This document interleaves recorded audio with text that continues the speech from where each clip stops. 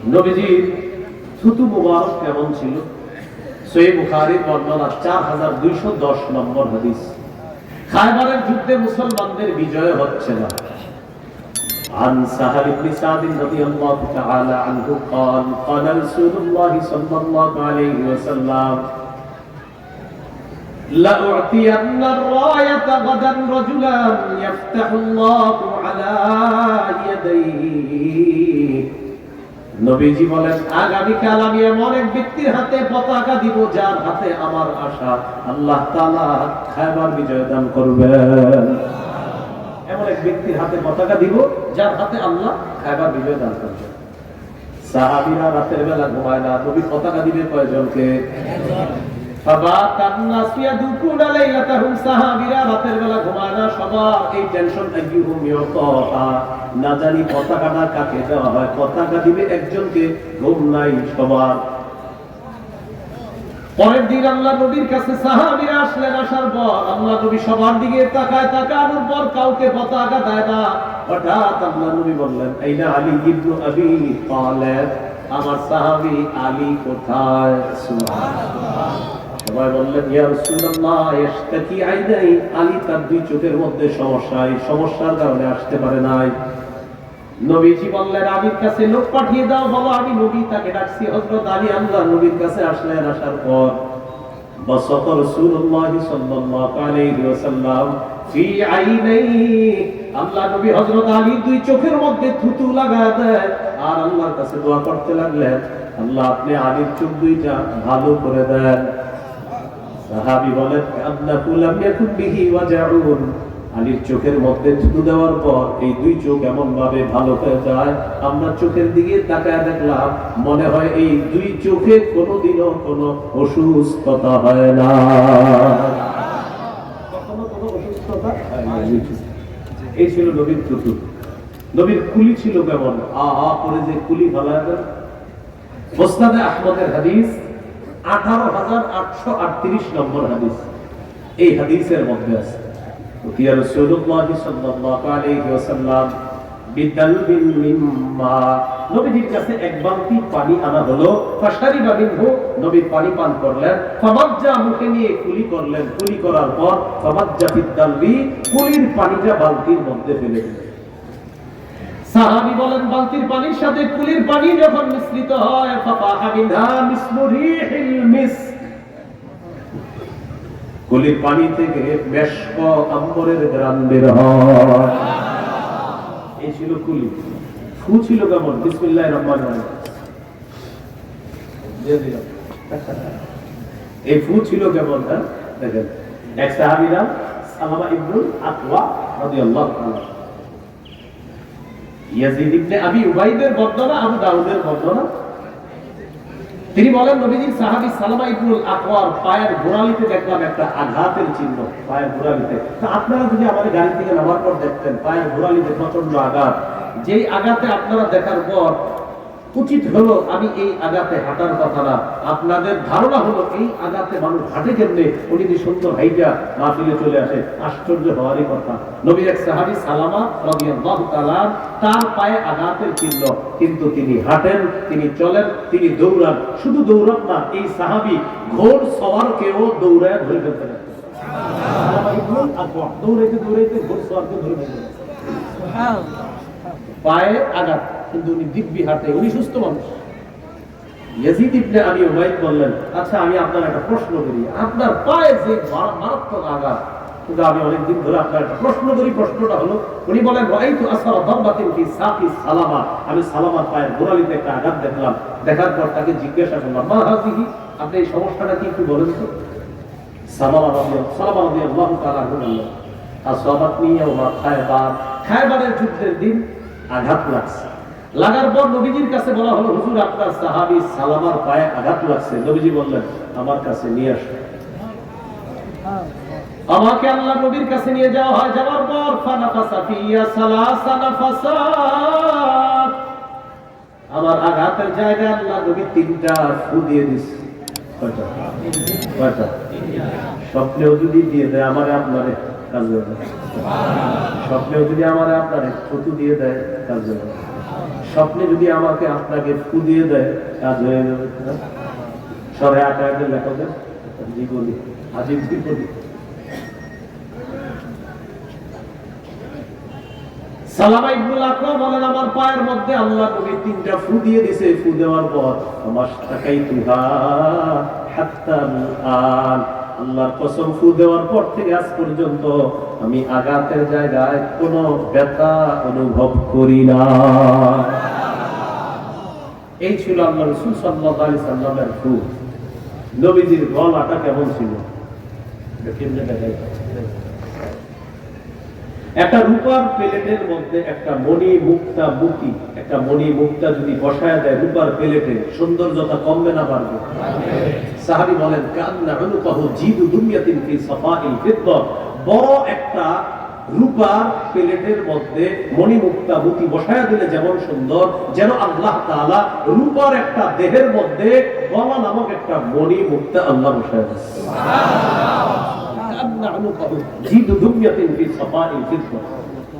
নিচে ছিল একটা মোহরে নবুয়ত, রাআইতুল খাতামা ইনদা কাতিফিহি, গলার কাছে, ঘাড়ের কাছে ছোট্ট একটা মোহরে নবুয়ত, এটা দেখেছি আমি। মিসলা বাইজাতিল হামামা, সাহাবী বলেন কবুতরের ডিমের মতো। কিসের মতো বলেন তো? কবুতরের ডিমের মতো।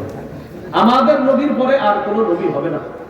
বলেন, আমাদের নবীর পরে আর কোন নবী হবে না। আমাদের নবীর পরে আর কোন নবী হবে না। এখনই সময় উলামায়ে কেরাম জান প্রাণ দিয়ে মাঠে নাইবা এটা বাংলাদেশে আইন করা, আমার নবীর পরে নবী হবে না, আমার নবীর পরে নবী নাই। কেউ যদি নবুয়ত দাবি করে, তাদেরকে যদি কেউ অনুসরণ করে অথবা দূর থেকে ছলে বলে কৌশলে সমর্থন দেয়, তারা কাফের, অনুসারীরা কাফের, সমর্থকরা কাফের। এখনই সুযোগ হাতছাড়া করে ফেলতে, সুযোগ হাতছাড়া করা যাবে। সুযোগটা ছিল আপনার ওই প্রথম 2 দিনই কামনা ঘটালেও দরকার ছিল, ওই 2 দিন আরো কিছু করা দরকার ছিল, যেগুলো হয় না। কারণ জোয়ারের পরে ভাটাস, জোয়ারের পরে কি আছে? তখন 2-3 দিন ঘটনা ঘটায় ফেললে আর কিছু হতো না। আল্লাহ বুঝার তৌফিক দান করুন। আমাদের নবীর পরে আর নবী হবে না যদি কেউ দাবি করে, বলেন কাফের। অনুসারীরা কাফের, সমর্থকরা কাফের, ইনিয়ে বিনিয়ে সমর্থকরা কাফের, ইঙ্গিতে সমর্থকরা কাফের, সুদাইছে ইনিয়ে বিনিয়ে এইভাবে সেইভাবে বললে কাফের। আল্লাহ হেফাজত করুন, আমিন। আল্লাহ তাআলা মুসলমানদেরকে তাদের সমর্থন যেন তারা অবুজের মতো না দেয়, মুসলমানদের ঈমানকে আল্লাহ হেফাজত করুন, আমিন। নবীজির মুখ মুবারক কেমন ছিল? কালা রাসূলুল্লাহ সাল্লাল্লাহু আলাইহি ওয়াসাল্লাম আরিদুস সাদরি, আল্লাহ নবীর মুখ ছিল চওড়া, দাকিকাল মাসরুবা ও তাবিলাল মুসরবা, বুক থেকে নাভি পর্যন্ত চিকন একটা পশমের রেখা যেন আল্লাহ কুদরতিভাবে সুন্দরভাবে বসায় দিয়েছে। সুবহানাল্লাহ। নবীজির পেটটা ছিল সাওয়া আল বাতনি ওয়াস সাদরি, পেট আর বুক ছিল সমান সমান, পেট আর বুক ছিল সমান সমান। এজন্য মাগরিবের পর খানা খেয়ে ফেলবেন, এশার আগে খানা খাবেন, এশার পর 2 রাকাত সুন্নাত হলো 6 রাকাত, আর 8 রাকাত করবেন হলো 14, 6 রাকাত, 6 রাকাত করার পর আরো 8 রাকাত করবেন, এশার পরে 2 রাকাত সুন্নাত, এই সুন্নাত করার পর 2 রাকাত করার পর আরো 8 রাকাত করবেন, এই হলো 14 রাকাত। এরপর 3 রাকাত বিতির করবেন, এই হলো 17 রাকাত। আর কিছু খাইবেন না রাতে, এশার আগে খেয়ে ফেলবেন। রাতে আপনি এশার আগে খাওয়ার পর, এশার পর 6 রাকাত, এরপরে আরো 8 রাকাত, 14, বিতির 3 রাকাত, 17 রাকাত। এইভাবে এরপরে আপনি ঘুমায় যান, পেট বলবে আপনাকে তুমি ভালো থেকো, আমি বিদায় নিই। সবাই খায় 10টায়, খাওয়ার পরে আল্লাহ বাঁচাইছে যে দস্তরখানাটা উঠানোর পরে ইস্তেঞ্জার প্রয়োজন আছে। যদি ইস্তেঞ্জা না লাগতো, বিবিরি কি বলে জানেন? এই প্লেটটা সরাও, এটা বইলাই বাস হযরতে হয়ে গেল ঘটনাটা। কি আল্লাহ বাঁচাইছে যদি ইস্তেঞ্জা না লাগতো আর ওখানে তো পেটটা তো বড় হবে না, কত বড় এটার আগে খাইতে হবে। আল্লাহ আশা কবলা ইশা, রাতের খাবারটা এটার আগে খেয়ে ফেলতে হবে। তা আপনি এত পরে যদি খান, এই যুবক ভাইয়েরা পেট যাতে না বাড়ে আপনাদেরকে লাগবে কিছুদিন পরে, লাগবে। এই দেশে শরিয়া আইন প্রতিষ্ঠিত করতে হবে, এই দেশে ইসলামী আইন প্রতিষ্ঠিত করতে হবে, এই দেশে ইসলাম ইসলামী আইন প্রতিষ্ঠিত করার জন্য ছাত্র এই যুব সমাজ সবচেয়ে বেশি কাজ করতে হবে। আপনার পেট বড় হইলে আপনারা পাহারা দিতে ঠিক। এই জন্য যুবক ভাই যারা সবাই রাতে তাড়াতাড়ি ঘুমায় যাবেন, ফজরের পর উঠা কোরআন তেলাওয়াত করে লম্বা একটা দৌড় দিবেন, অথবা কমপক্ষে আধা ঘন্টা হাঁটবেন, পেট বাড়তে দেওয়া মনে থাকবেন ইনশাআল্লাহ। নবীজির পেট বুক ছিল সমান, হাত ছিল কেমন আর পা ছিল কেমন, তিরমিজির বর্ণনা 3637 নম্বর হাদিস। কানা রাসূলুল্লাহ সাল্লাল্লাহু আলাইহি ওয়াসাল্লাম শাসনাল কাফাইনি ওয়াল কাদামাইন, আল্লাহ নবীর হাত এবং পা ছিল মাংসালো। হাতগুলা কেমন ছিল? সাহাবী বলেন, রেশমের কাপড় যেমন তুলতুলে নরম, যত নরম হইতে পারে, এর চাইতে নরম কিছু যদি থাকে, এর চাইতে আমার নবীর হাত আরো বেশি নরম। তবে সবাই বলেন তবে তবে তরবারি হাতে নিলে, বলেন তরবারি হাতে নিলে শ্রেষ্ঠ মুজাহিদ, তরবারি হাতে নিলে শ্রেষ্ঠ মুজাহিদ, এমনি নরম, তরবারি হাতে নিলে আমার নবী শ্রেষ্ঠ মুজাহিদ। পা ছিল মাংসালু, মাসা তিনি হাঁটতেন, তাই যখন হাঁটতেন কান্নামা ইন হাত্তা মিন সাবাব, যেন তিনি উপর থেকে নিচে নামতেন। কেউ যখন ডাক দিতেন মুহাম্মদ বলে সাল্লাল্লাহু আলাইহি সাল্লাম, পুরা শরীরটা ঘুরায়া একবারে পুরা বডি দিয়ে আল্লাহ নবী তাকাইতেন। মুসাফা করার পর আরেকজনে না ছাড়লে নবী হাত ছাড়তেন না। আরেকজন নবীজি এইভাবে মুসাফা করতেন, আরেক ব্যক্তির কোনো কষ্ট হয়েছিল, তিনি হাত ছাড়লে নবীজি হাত ছাড়তেন। এইগুলো আমাদের নবীর মাথা থেকে পা পর্যন্ত বর্ণনা। আজকের এই ওয়াজের যতটুকু অংশ মনে আছে এটা বিবিরে শোনাইবেন, বিশেষ করে গর্ভবতী মা বোন যারা আছে তাদেরকে নবীজির মাথা থেকে পা পর্যন্ত বর্ণনাগুলা তাদের সামনে রাখার চেষ্টা করবেন। কারণ আয়াত নাই সেই ইত্যাদিদেরকে দেখে এগুলা নারাইকা, আমার নবীর এই বর্ণনাগুলা এই গর্ভবতী মা বোনদেরকে দেওয়ার চেষ্টা করবেন। এই জন্য কিতাব আছে, আমার একটা সংকলন আছে মিম্বরের আমানত, প্রথম খণ্ডে এই আলোচনাগুলা আপনারা পাবেন। সন্তানের 64টা অধিকারের পাশাপাশি সন্তান পেটে নিয়ে মা বোন কি করবে একটা আলোচনা আছে আমার মিম্বরের আমানতে। এটা অনলাইনে পাওয়া যায়, আপনারা ইনশাআল্লাহ সংগ্রহ করে নিতে পারেন। অনলাইনে অর্ডার করলে আপনার বাড়িতে এনে দিয়ে যাবে। ওই অনলাইনে ব্যবসাটার সাথে আমি জড়িত না, আমার শুধু লয়ালিটি আছে, তারা এটা কাজ করে, তো ওখানে আপনারা এটা সংগ্রহ করতে পারেন। এখানে ওরা গাড়িতে নিয়ে এসেছে কিতাব 6 খণ্ড, যাদের সামর্থ্য আছে 6 খণ্ডই সংগ্রহ করেন। প্রথম খণ্ড সন্তানের 64টা অধিকার, দ্বিতীয় খণ্ডে শিরিক বেদাত কুফর তাওহীদ, তৃতীয় খণ্ডে হালাল হারাম, চতুর্থ খণ্ডে হলো স্বামীর 24টা অধিকার, স্ত্রীর 19টা অধিকার, পঞ্চম খণ্ড লা ইলাহা ইল্লাল্লাহ ব্যাখ্যা, ষষ্ঠ খণ্ড নামাজ সম্পর্কে আলোচনা। যাদের প্রয়োজন হবে, গাড়ি যদি আশেপাশে থেকে থাকে এদের কাছ থেকে সংগ্রহ করতে পারেন।